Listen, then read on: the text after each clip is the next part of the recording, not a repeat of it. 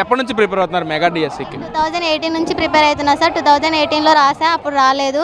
అప్పటి నుంచి టెట్లు పడుతున్నాయి, అప్పుడు టెట్లు రాస్తూనే ఉన్నాను. ఇప్పుడు 2025లో డిఎస్సి మెగా డిఎస్సిలో జాబ్ వచ్చింది సార్.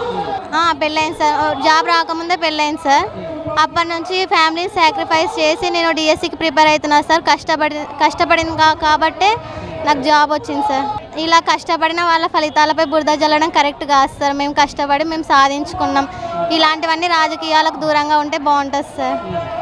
మా టీచర్ల మనోభావాలతో ఆడుకోవడం కరెక్ట్ కాదు సార్. ఎక్కడ కూడా అలాంటి వాటికి అవకాశం లేదు సార్. ఇది కంప్యూటర్ బేస్డ్ ఎగ్జాము. అలా డబ్బులు పెట్టి కొనేంత స్తోమత కూడా మాకు లేదు సార్. అన్ని రిజర్వేషన్, హారిజాంటల్ రిజర్వేషన్, GO27 ఇవన్నీ నోటిఫికేషన్లు ఇచ్చిన దాని ప్రకారమే జరిగినాయి సార్. అవన్నీ సరిగ్గా అమలు పరిచినామనే ఒకసారి ప్రెస్ మీటింగ్ పెట్టి కోన శశిధర్ గారు చెప్పినారు, విద్యాశాఖ మంత్రి చెప్పినారు. మరి నిన్న కూడా డైరెక్టర్ మేడం తమీం అన్సారియా గారు కూడా చెప్పినారు సార్. మేము దీనిపైన సంతకం చేశారు కదా సార్. మెగా డిఎస్సి పైన సంతకం చేసి 3 monthsలో కంప్లీట్ చేసి మంచిగా సభ నిర్వహించి ఇంత గ్రాండ్గా చేసినందుకు ప్రజల్లో మంచి పేరు సంపాదించుకున్నారనే ఉద్దేశంతో గవర్నమెంట్ ఇలా బురద జల్లుతుంది సార్. గుర్తించే విషయం కాదు సార్. వాళ్ళు ఎందుకు అలా చేస్తున్నారో వాళ్ళకి తెలియదు సార్. ఆపోజిషన్ పార్టీ వాళ్ళు ఎప్పుడు ప్రభుత్వం ఏది చేసినా ఏదో ఒక విషయంలో విమర్శించాలనే ఉద్దేశంతో వాళ్ళు అలా చేస్తుండొచ్చు సార్.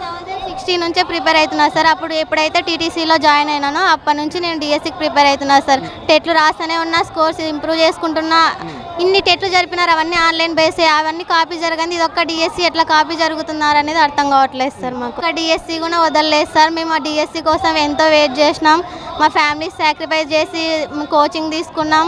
ఎంతో అమౌంట్ పే చేసి కోచింగ్లు వెచ్చించినాం. కోచింగ్ సెంటర్లకి డిఎస్సి నోటిఫికేషన్ అయితే ఇవ్వలేదు సార్ గత ప్రభుత్వంలో. ఈ ప్రభుత్వంలో వచ్చింది, సాధించుకున్నాం. బట్ ఇప్పుడు మానసికంగా మమ్మల్ని భయాందోళనకు గురి చేస్తున్నారు సార్. మేము అంత కష్టపడి మేము సాధించుకున్నప్పటికీ కూడా భయాందోళనకు గురి చేస్తున్నట్లు అవుతుంది సార్. ఎలా సార్ మా కష్టాన్ని కూడా ఇలా వ్యాఖ్యానించడం మమ్మల్ని మానసికంగా భయాందోళనకు గురి చేసినట్లే అవుతుంది కదా సార్. ర్యాలీ ద్వారా ఖండించాలనే సార్ మేము చిన్న బాబుని ఎత్తుకొని వచ్చినాం సార్. అదే పనిగా తెలియజేయాలనేసి వచ్చినాం సార్ ఈ ర్యాలీ ద్వారా. నా పేరు తనుశ్రీ. మేము ధర్మవరం నుంచి వచ్చాము. నాకు బొమ్మన్హల్ మండలం చంద్రగిరిలో జాబ్ వచ్చింది. పీడీగా సెలెక్ట్ అయ్యాను నేను. స్పోర్ట్స్ నార్మల్గా ఎగ్జామ్ రాసి బీపీడీ చేసి ఎగ్జామ్ రాసి. ఎలా అంటే ఇప్పుడు అంత ఫేక్గా వచ్చింది అంటే మేము ఇంత కష్టపడి కోచింగ్ సెంటర్ల చుట్టూ తిరిగి ఎగ్జామ్స్ రాసి ఎన్నేళ్ళు శ్రమపడి తెచ్చుకునేదంతా లాసే కదా. కాబట్టి మేము ఎవరం అలా తెచ్చుకోలేదు. న్యాయంగా చదువుకొని కష్టపడి ఎగ్జామ్ రాసి ఎన్నో సంవత్సరాలు కోచింగ్ సెంటర్లో చదివి మేము నిజాయితీగా ఎగ్జామ్ రాసి తెచ్చుకున్నాము. కాబట్టి ఇదంతా ఫేక్ అని మేము నిరూపించడానికే ఇలా ఇక్కడి వరకు వచ్చాము. లేదు అస్సలు లేదు. ఇదంతా అదే పనిగా చేస్తున్నారు. ఖచ్చితంగా వీటిపైన చర్యలు తీసుకుంటారు. చంద్రబాబు నాయుడు గారికి ఎంతో థ్యాంక్స్ చెప్తున్నాము. లోకేష్ గారికి కూడా థ్యాంక్స్ చెప్తున్నాము. ఖచ్చితంగా మేము ఇక్కడికి పార్టిసిపేట్ చేయడానికి ఎంతో దూరం నుంచి వచ్చింది. మేము నిజంగా ఎగ్జామ్ రాసి వచ్చామని ప్రూవ్ చేసుకోవడానికి మేము ఇక్కడి వరకు వచ్చాము. మేము 2021 నుంచి ప్రిపేర్ అవుతున్నాము. ఫస్ట్ ఎస్జిటి ప్రిపేర్ అయ్యాము. తర్వాత నేను 23లో బీపీడీ కంప్లీట్ అయింది. అప్పుడు ఈపీడీ దానికి చదివి ఫస్ట్ డిఎస్సి నాది. ఫస్ట్ డిఎస్సిలోనే జాబ్ కొట్టాను. చాలా హ్యాపీగా ఉంది, చాలా థ్రిల్లింగ్గా ఉంది. అందుకే ఇంత కష్టపడి చదివి ఇంత స్టేజ్కి వచ్చిన తర్వాత వీళ్ళు ఏదో ఫేక్గా రాసాము, లంచాలు ఇచ్చి రాసాము అంటే మేము ఎవరం ఊరుకోమని, ఖచ్చితంగా మేము వీటికి ఎంత దూరమైనా వస్తామని, అమరావతి వరకైనా వచ్చి మేము ధర్నాలు నిర్వహిస్తామని నిరూపించడానికే మేము ఇక్కడ కర్నూలు వరకు వచ్చాము. కాబట్టి కేసులు ఏవైతే పెట్టారో అవన్నీ వెనక్కి తీసుకొని కన్ఫామ్గా మాకు న్యాయం చేయాలి. అస్సలు కాదు, దీన్ని మేము తీవ్రంగా ఖండిస్తున్నాము. మేము ఎలాంటి డబ్బులు ఇవ్వలేదు. అంతే డబ్బులు ఉంటే మేమే ఏదో ఒక బిజినెస్ పెట్టుకొని ఏదో ఒకటి సాధించే వాళ్ళము. ఎగ్జామ్ల చుట్టూ కోచింగ్ల చుట్టూ ఇన్ని సంవత్సరాలు తిరిగి తిండి తిప్పలు లేకుండా ఎక్కడ కోచింగ్ సెంటర్లు బాగుంటే అక్కడికి వెళ్ళి అక్కడ నిద్రాహారాలు మానేసి 3 గంటలకు లేచి 4 గంటలకు లేచి చదువుకోము. కాబట్టి ఇది అస్సలు మేము తీవ్రంగా ఖండిస్తున్నాము. ఖచ్చితంగా మేము దీనికి న్యాయం జరగాలని కోరుకుంటున్నాము.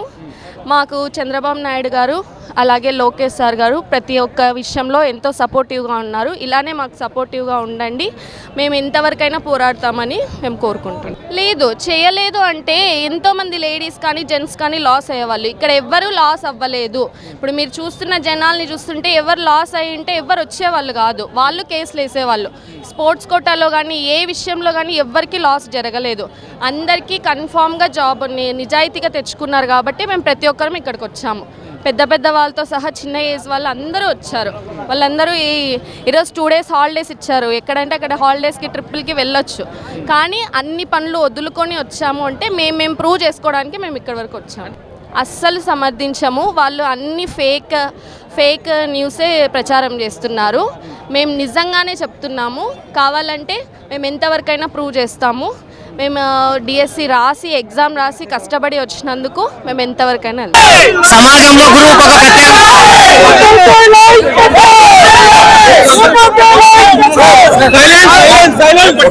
సమాజంలో గురువుకు ఒక ప్రత్యేకమైన స్థానం ఉంది. ఈ సమాజాన్ని నడిపించేది కూడా గురువే. ఏ ప్రొఫెషన్ లోకి వెళ్ళాలన్నా అక్కడ ఉపాధ్యాయుని దగ్గరనే ఒక విద్యార్థి తయారై వెళ్ళాలా. అట్లాంటి ఉపాధ్యాయుని మనోభావాలు దెబ్బతినే విధంగా మీరు నిరాధారమైన ఆరోపణలు మీరు ఎలా చేస్తారు? ఈ రోజు మీరు మాట్లాడే మాటల వలన సమాజంలో 2025 డిఎస్సిలో సెలెక్ట్ అయిన ప్రతి ఉద్యోగికి కూడా, ఒక టీచర్కి కూడా అవమానకరంగా జరిగే సంఘటనలు మీరు చేస్తున్నారు. దాన్ని చూసి సాధారణ ప్రజలది నిజం అనుకునే అపోహలు మా మీద నిందలేస్తే, మాకేమైనా మా పరువు నష్టం జరిగితే దానికి మీరు ఏమైనా భర్తీ చేయగలుగుతారా? మనకెక్కడా న్యాయం కనిపించడం లేదు. మీ దగ్గర ఏమైనా ఆధారాలు ఉన్నాయా?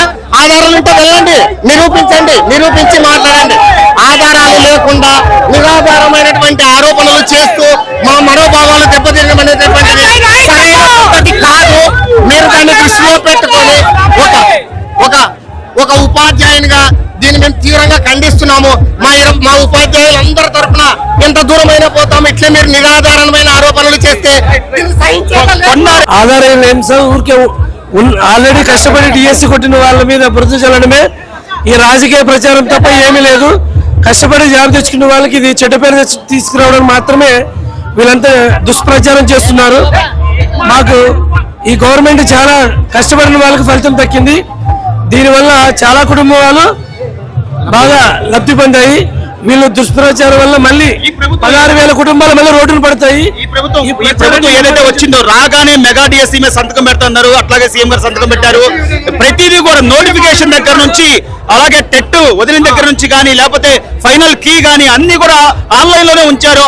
అప్పుడెప్పుడు లేని వీళ్ళ సందేహాలు లేకపోతే ఇలాంటి ఆరోపణలు సంవత్సరం తర్వాత ఎందుకు అనవసరంగా గవర్నమెంట్ మీద బురద చల్లడం తప్పే మాత్రం ఏమీ లేదు. దీనిలో రాజకీయం చేస్తున్నారు. దీన్ని రాజకీయం చేయాల్సిన అవసరం లేదు.